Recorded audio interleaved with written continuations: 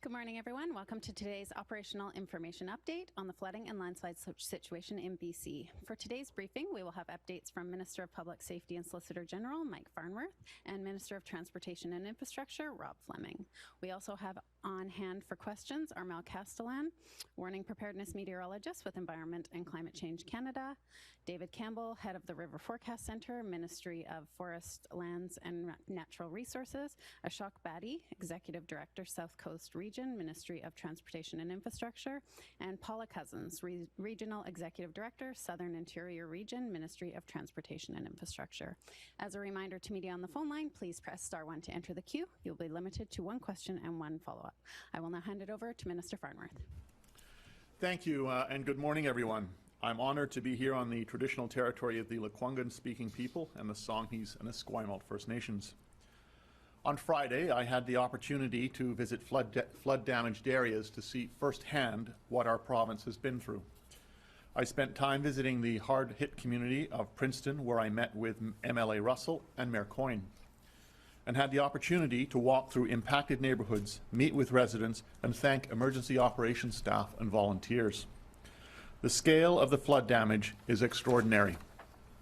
It's difficult to see people's homes damaged and to hear firsthand the experiences of this disaster. But what I was struck most by is the resilience of the community, their grit and determination to come together and to recover. After not just these floods, but a devastating wildfire season as well. I saw the extensive impacts on the ground and what many British Columbians have dealt with and are continuing to deal with.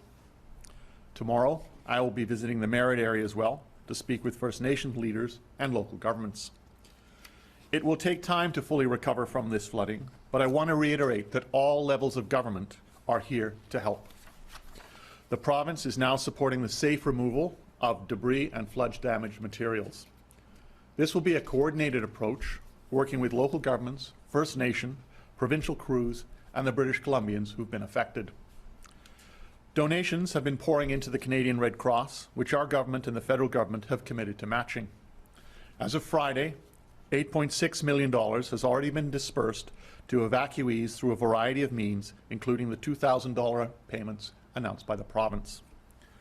I want to thank the Red Cross for all their support to date and their continued partnership moving forward. Given the ongoing pressures of these events, starting December 15th, flood evacuee support will shift from being managed by local governments to being supported through the Red Cross with funding from the province. While the back-end management of this evacuee support is shifting, nothing will change in the level or types of support received. The Red Cross has the required capacity and experience. The transition should be seamless, and I want to thank them for their ongoing work and support since this event began. Our government continues to work with the federal government to address the ongoing needs of impacted communities and businesses, getting resources and supports to the people that need them. And I want to say thank you to all the Canadian Armed Forces personnel who've provided valuable assistance over the past weeks for their hard work and dedication in difficult conditions. Starting today, some Canadian Armed Forces personnel currently engaged in the flood response will begin to transition out. However, a company of 126 troops will remain in the province based in Chilliwack to continue to support any life safety work or emergency response needs. The forces have so far provided enormous help in our communities when they needed it most, and we would not have gotten through the onslaught of heavy rains without them. With weather conditions improving and floodwaters receding dramatically in recent days, we are shifting to recovery and debris management work, which will be managed by contractors, non-governmental organizations, and a specialized contingent of BC Wildfire Service crews. There is much work that still needs to be done, and the province stands ready to help. In the days and weeks ahead, I encourage all local governments to reach out to provincial staff whenever they need assistance. We're committed to getting local governments the tools they need to recover from this emergency and keep people safe. It's heartening to see neighbours helping neighbours, volunteers stepping up, and people from across the country doing what they can to support our province during this difficult time. While there is much work ahead of us, I know we'll get there by continuing to be there for one another. While the intense storms have passed, we still face challenges in our recovery efforts because of winter conditions. including snow in many impacted areas over the weekend. I ask people to be patient and to listen to the leadership from First Nations and local governments for the latest updates. While the focus is now on recovery from the impacts of these storms, we are also fast approaching the holidays, a time when many of us gather with family and friends. Our province has been through an extremely challenging year, so being able to visit and with those closest to us is more important than ever. But I want to remind everyone to plan ahead. Take the time to research your trip and check Drive BC for the latest updates on road conditions, closures, and detours. At this point, I'd also like to be able to let people know that when it comes to Highway 7, we will be lifting the travel restriction orders on that highway later this afternoon. Be respectful and responsible visitors and support local businesses in the communities that you visit. Especially with the impacts of the pandemic, supporting local is more crucial than ever. I want to again thank British Columbians for keeping themselves and their neighbors safe and continuing to limit non-essential travel and their fuel consumption. While we are encouraged that Trans Mountain has announced they are resuming pipeline operations, this will not be an immediate fix, and it will take some time to resume normal operations. Lastly, thanks to all the crews and volunteers who are working tirelessly together on the very important work of supporting our hard-hit communities and businesses and helping them with recovery. With that, I'll now turn the update over to Minister Fleming. Thank you.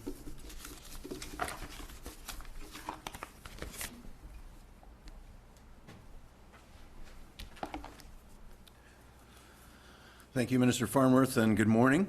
On behalf of the Minister of Transportation and Infrastructure, I'm pleased to make this update on how our ministry and our province are making good progress in repairing and returning our transportation network back to being a little more like where we were before the first storm struck just 3 weeks ago. As Minister Farnworth just reported, on Highway 7 in the Lower Mainland, some very good news for people who rely on our east-west corridors. Since Highway 1 reopened right through to Hope this past Thursday, traffic has moved very well. This means that we'll soon be able to lift the essential travel designation for Highway 7. We have commercial vehicles using Highway 1 through the Fraser Valley to eventually access the interior, so Highway 7 will be open to all general traffic with no restrictions later this afternoon. The precise time we will relay through an information bulletin and through other means. There is also some good news for drivers using Highway 11 north of Abbotsford. That important route connecting Abbotsford and Mission has reopened to single-lane traffic in both directions for passenger and emergency vehicles, specifically between Hazelwood Avenue and Claiborne Road. The stretch of Highway 11 south of Abbotsford has remained open, so now we once again have north-south access along the full length of Highway 11 to the U.S. border. And I want to thank people for their patience and understanding as we've worked to repair and reopen Highway 11. And I'd like to offer my sincere appreciation for the crews who have worked tirelessly and in fact have never stopped working over many days to get this highway and all highways back in operation in British Columbia. On Saturday, we were able to reopen Highway 99 between Pemberton and Lillooet, where a large slide struck after we'd closed the highway last Wednesday evening. The highway remains open only to smaller vehicles traveling for essential reasons, and as a reminder, anything larger than a cube truck is too large to be using that highway because it has sections that are very steep, winding, and narrow. A quick recap on some other highways of note. Highway 3 continues to perform fairly well, which is important because it's the lone corridor for large commercial vehicles traveling between Metro Vancouver and the rest of BC. We're still seeing too many accidents, though, and we need that situation to improve. We've worked very closely with the trucking industry to try and make this route as safe and efficient as possible. We've issued detailed maps for drivers who may be unfamiliar with the road. We have new highway signage warning of steep and winding conditions. There is an enhanced winter road maintenance regime in place now, and we have a greater police presence along the highway. I would like to personally thank Dave Earle with the BC Trucking Association and others within the industry who've been very constructive and helpful in working with our ministry on some of the solutions to improve Highway 3. We'll continue to look at ways to support drivers, but at the end of the day, we need all drivers to slow down, to be patient, and drive to the unique conditions of this route. On the Coquihalla, work continues around the clock. We have over 20 sites where damage occurred or washed away parts of the highway along 130 kilometers of this corridor. We remain optimistic that enough temporary repairs can be completed to allow commercial traffic on the corridor by late January. There is one very important caveat with all of this and this timeline, and that is, of course, the weather. As long as we see typical seasonal conditions, the end of January timeline is achievable. And let's not forget that typical in December weather on the Coquihalla is cold and snow, and that's what crews are facing as they work around the clock to get that essential route reopened. And I want to extend my thanks to all the workers out there. We have over 100 pieces of heavy equipment there. We have workers and crews working in very challenging weather, challenging conditions, working to reestablish these critical corridors. Over to Highway 1 Fraser Canyon, temporary repairs continue there. 7 different sites were impacted. A temporary detour right now is being built at Tank Hill, while a temporary structure will eventually allow vehicles to cross the Nikaman Bridge, which was damaged and needs to be repaired. We're also continuing work at Jackass Mountain, where a large section of 2-lane road was completely wiped out from a landslide. We remain confident that we can have temporary repairs in place to allow traffic to be moving through this area by mid-January. With respect to Highway 8 between Merritt and Spence's Bridge, we're working with the Forest Ministry to create temporary access along some of the Forest Service roads.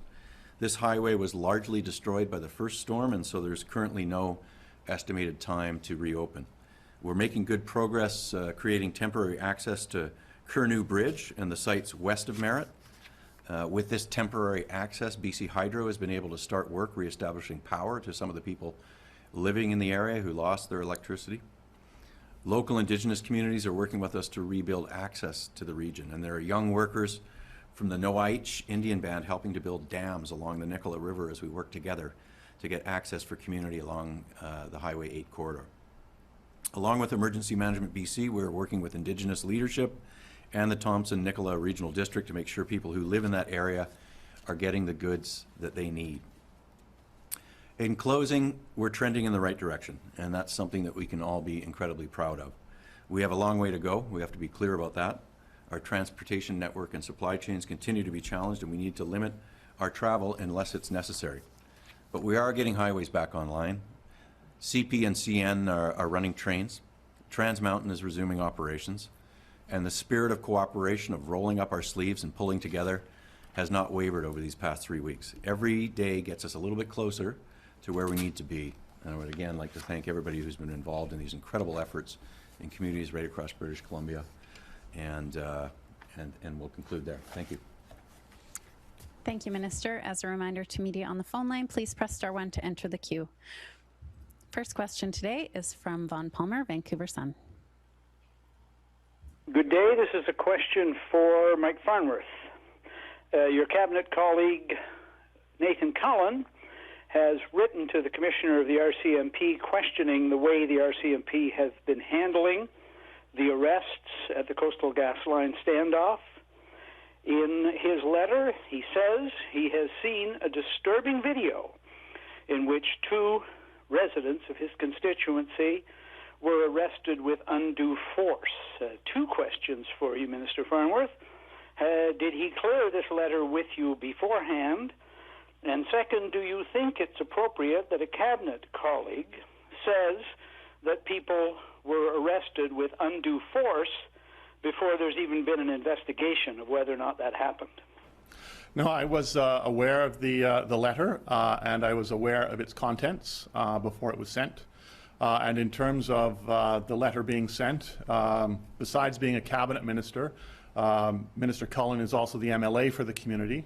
And as we're all aware, there's significant division within that community, and the concerns that Minister Cullen raised were issues raised by constituents of his, and he is writing on behalf of those constituents, expressing their views and those concerns. So it was appropriate for him to send that letter. Do you have a follow-up, Vaughn? The letter says clearly that he doesn't say an allegation or appears or anything. He says 2 young residents in my constituency were arrested with undue force. Do you agree with that assessment of his, and do you think it's appropriate that a cabinet minister would say that? He was writing as the MLA for the area. He was communicating the concerns of his constituents, and so that's exactly what he did. Next question is from Mira Baines, CBC. This question is for Minister Farnworth. Does the restarting of the Trans Mountain pipeline change the timeline for the removal of gas restrictions for drivers on the South Coast? And could the restrictions be lifted before December 14th? So we've had the restarting of the pipeline by Trans Mountain, and that is very positive news. But along with that, we also need to remember that the pipeline has to be brought up to speed slowly. So it has to be pressurized over a number of days. And at the same time, while that is taking place, then there has to be new feedstock going to the Parkland refinery, for example, where it has to be refined. This also takes a little bit of time. So we are monitoring and working with them closely to get full understanding of exactly when things are back up. And our aim is to lift those fuel restrictions as soon as possible. Follow-up, Mira? Yes, and this question is for Minister Fleming. Any update regarding when non-essential travel will be allowed via Highway 3 and Highway 99, as long as Highway 1 via Fraser Canyon and Coquihalla remain closed? Yeah, thank you for the question. I don't expect on Highway 99 that we will lift the restriction that currently makes passenger vehicles the priority there, because very heavy commercial vehicles there have a tough time navigating 99, and you know, we've inspected that highway multiple times through all the storm events. It's safe to use. We've closed it on a precautionary basis in advance of some of the storms last week, and it was the right decision because there was a significant slide activity there and the debris was removed. On Highway 3, right now we really need this. It's our lone corridor that links the lower mainland and the interior of the province, and it's crucial to our supply chain.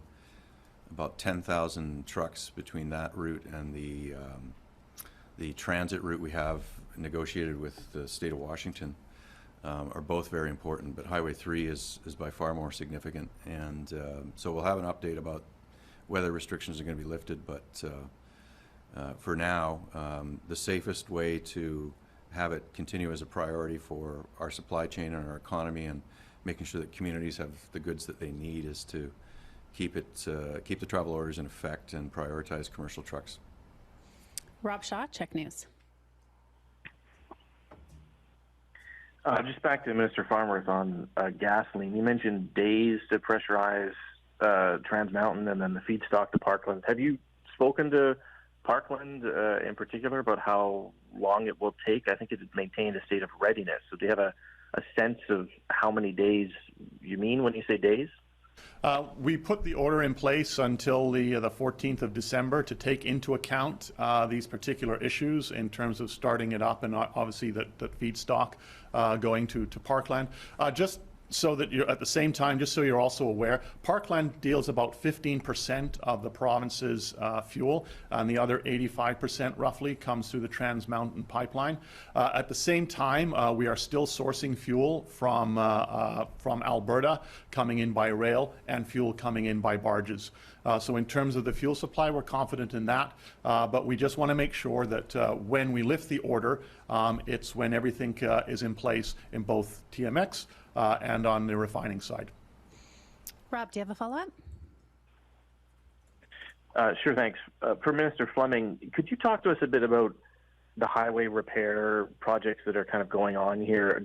Are you tendering sort of contracts to do this work? Are there bids out there? I know it's an emergency situation to get the roads running, but you've mentioned in the past about not just repairing the roads but upgrading them for future storms. So I just wanted to know how that is kind of brought into the tendering process to do the work that is happening now and in the future.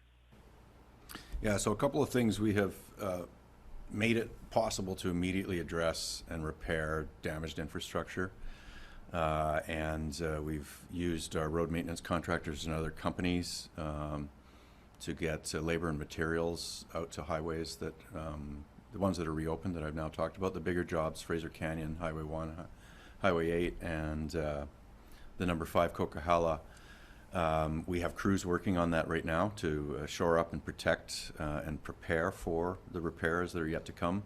We have issued requests for qualifications for companies that are interested in helping us rebuild the infrastructure. It's a shortened RFQ period, but we went to the industry and told them that, you know, this window is opening, and those RFQs are able to be replied to by December 23rd.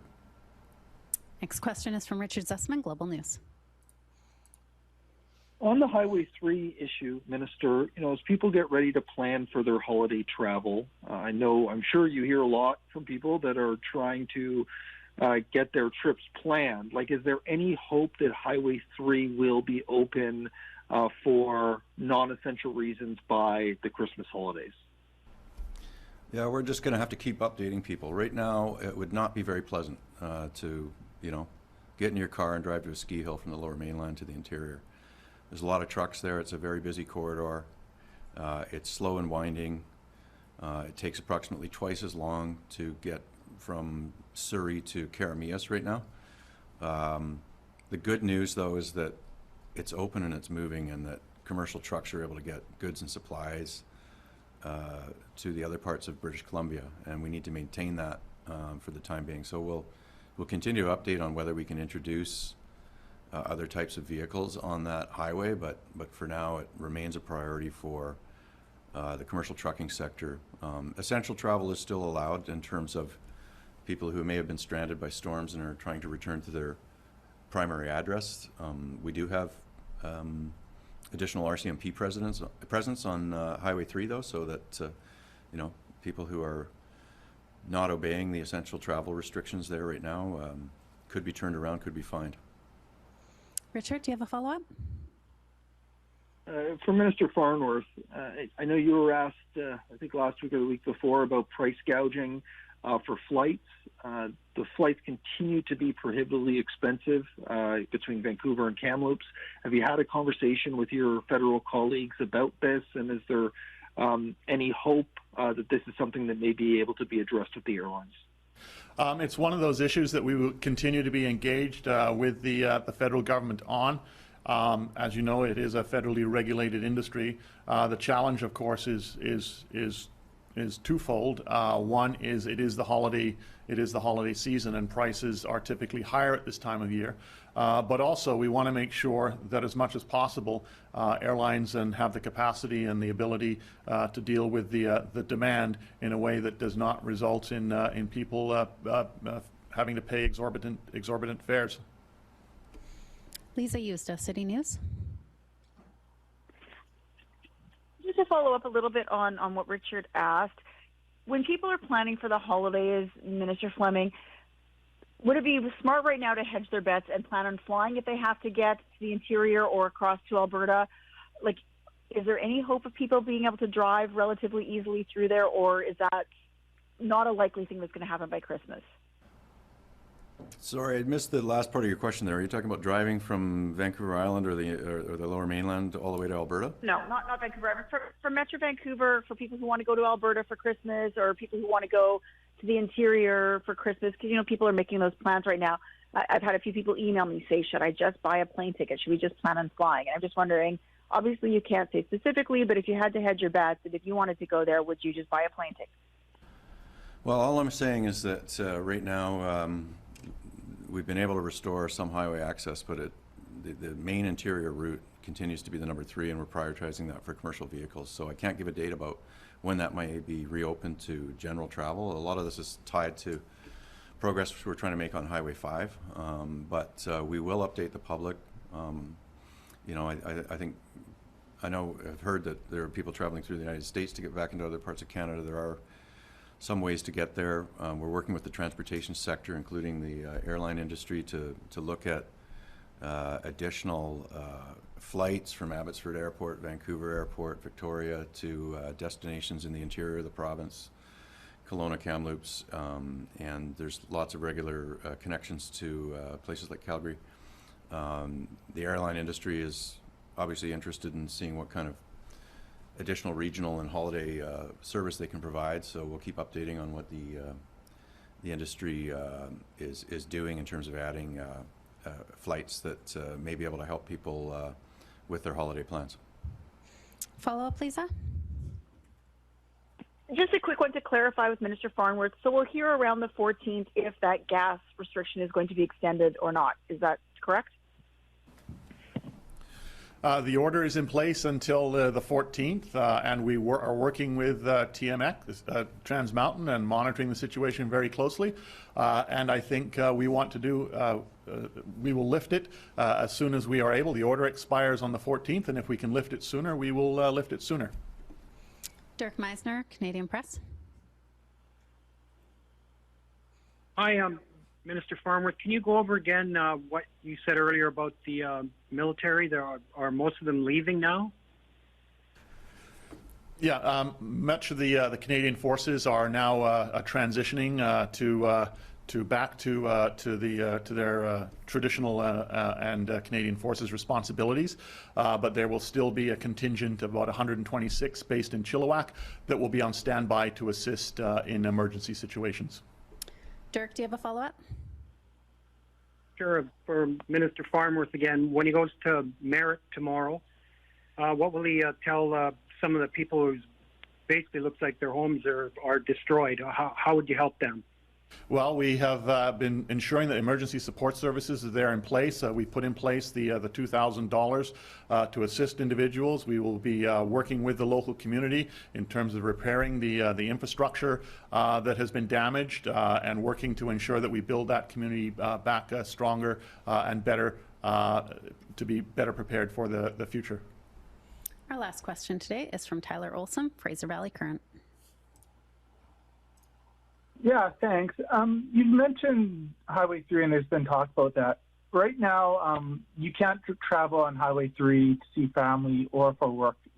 Would you consider broadening the definition of essential travel to allow trips of that nature that maybe aren't as discretionary as going to a ski hill, but for many people are quite important to their day-to-day lives?